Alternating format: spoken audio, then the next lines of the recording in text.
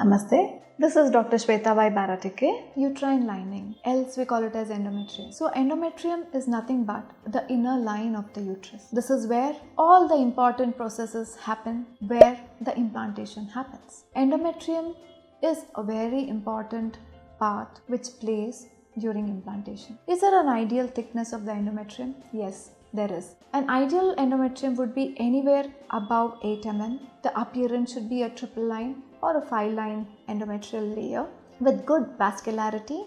What I mean by vascularity is good blood supply to the endometrium. So when we have all these criteria in place, definitely the receptivity of the endometrium increases, thereby increasing the chances of pregnancy. What happens if the endometrium is thin? You or I will not know, when I physically look at a person. So how do we know this? So whenever there is a scanty period, what do you mean by scanty period? When they don't have any flow, like a drop of the period or 2 drops of period, and then it just stops completely. So this is when you have to go and evaluate and ask your doctor why the period flow is scanty. When we do a scan during a mid-cycle, we have to see a nice layer of the endometrium. If there is thin endometrium, what I mean by thin endometrium is less than 7 mm, it could be 4 mm endometrium or 5 mm.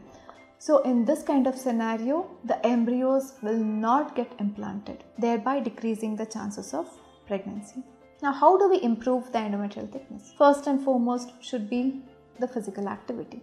So whenever there is physical activity, it increases the blood supply, thereby increasing the blood supply to the uterus. It will help in increase of the endometrial thickness. Suppose even while hormonal tablets, after giving hormonal tablets, if the endometrium is not increased, then we add on injections to see if the endometrium is going to improve or not. With all this, if endometrium fails to improve, there's a new therapy which we call it as PRP. That's the Plasma Rich Platelet Therapy. Here, we take the patient's plasma and then inject into the subendometrial area, so thereby increasing the chances of good endometrium. So there are various ways to improve the thickness of the endometrium. So only when the endometrium is of the optimal size, we will have a good pregnancy.